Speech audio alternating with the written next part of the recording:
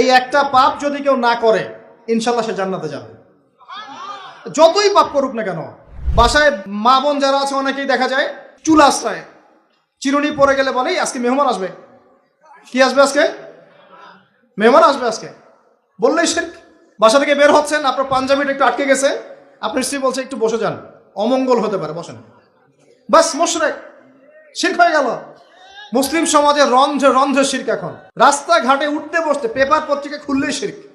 Paper খুলবেন রাশিফল, সিংহ রাশি কন্যা রাশি, দিনটা কেমন যাবে বিশ্বাস করলেই মুশরিক হয়ে যাবে।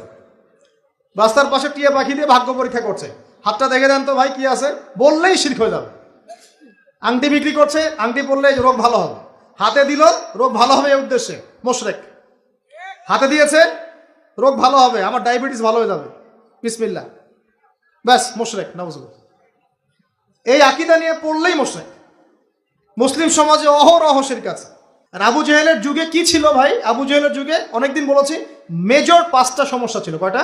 মেজর 5টা, মাইনর সমস্যা অনেক, মেজর 5টা। এক, আবু জেহেলের যুগের বেশিরভাগ মানুষ শিরক করতো। কি করতো ভাই? লাত, উজ্জা, হবল, মানাত এইসব মূর্তি পূজা করতো।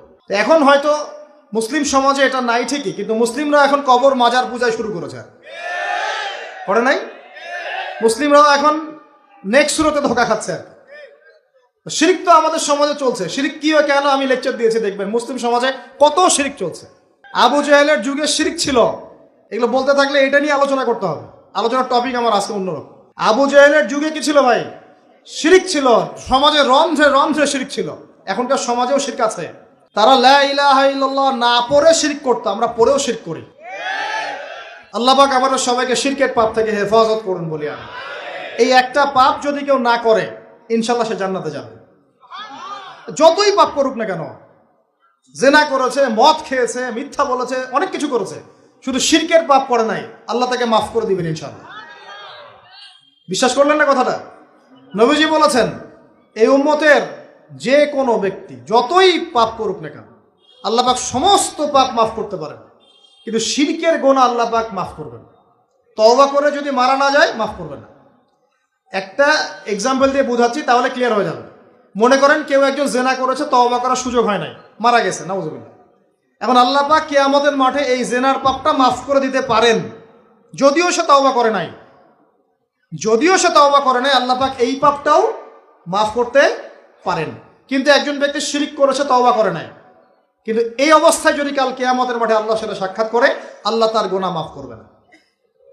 এই শিরক আর অন্য পাপের এই হলো পার্থক্য। তাহলে সবচেয়ে কোন বিষয়টা থেকে আমাদের বেঁচে থাকা উচিত ভাই?